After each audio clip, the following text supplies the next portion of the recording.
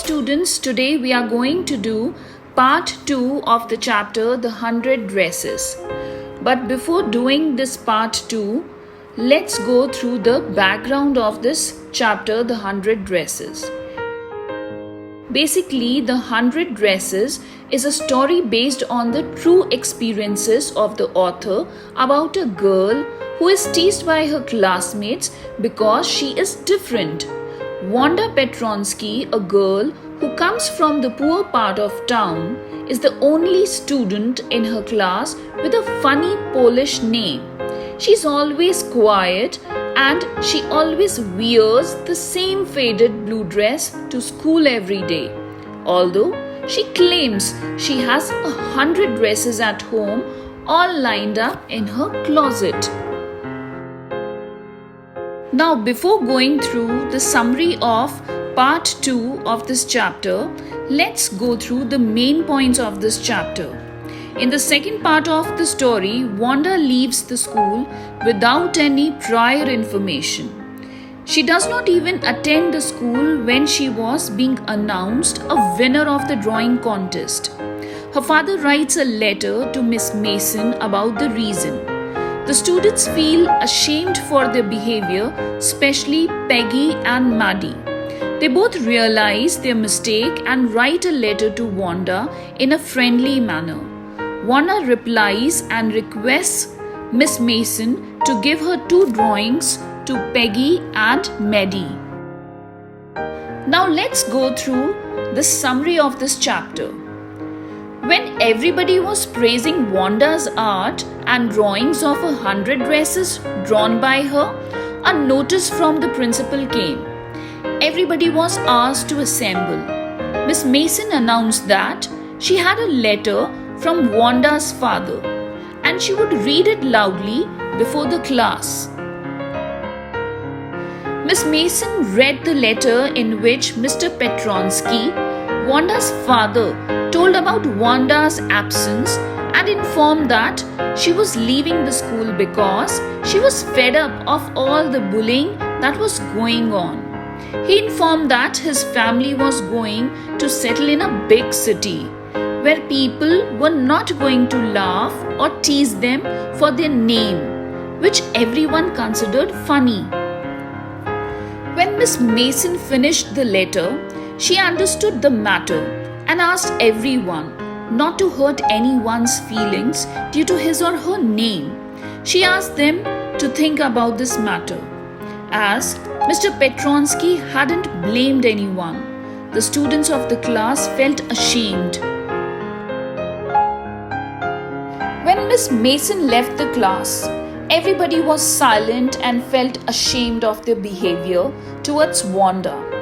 The Wanda's father hadn't blamed them, but Peggy and Maddie were guilty of their behavior. Maddie was very upset, though she never teased Wanda directly. She remained a silent spectator and never stopped Peggy. Peggy, who teased Wanda every time, also felt ashamed, and both of them decided to go to her home to seek forgiveness. After the school was over, both Peggy and Maddie went to Wanda's house at Bogans Heights. Peggy still believed that she hadn't done any harm, but Wanda had taken it otherwise. Wanda's house had a worn-down look, but was neat and clean, just like her faded blue dress. But the family had already left. Maddie was very upset and felt that she would never be able to express her gratitude to Wanda. Peggy tried to defend herself, although she felt sorry for her behavior. She said if she hadn't teased Wanda about her 100 dresses, she would not have got such an idea to draw the dresses and won the contest.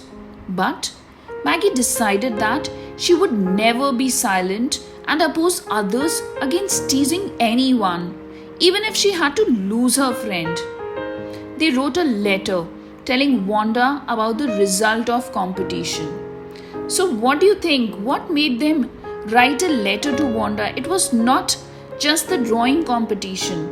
but basically they meant to ask forgiveness for their rude and mean behavior by doing so, that is, by writing a letter to Wanda.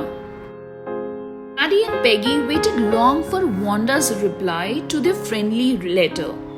After a few months, they got the reply addressed to Miss Mason. She asked Miss Mason to give the drawings of the green dress to Peggy and the blue one to Maddie. She told her that she had joined a new school but missed her old school and her teacher.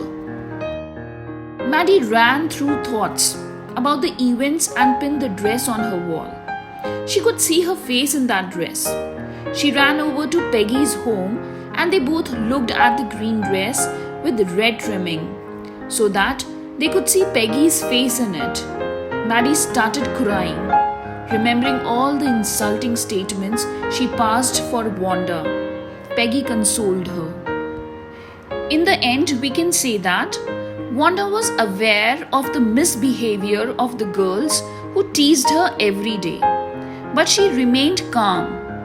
To keep them mum, she fabricated a story of having 100 dresses and 60 pairs of matching shoes in her closet. She taught them a lesson of life by the drawings of the 100 beautiful dresses she claimed to have. Here is the glossary from the chapter, The 100 Dresses, and these words are very important from your one marker point of view. In conclusion, we can say that the story, The 100 Dresses, gives out a moral lesson of what a person should be like, as Wanda displays herself in the given situation.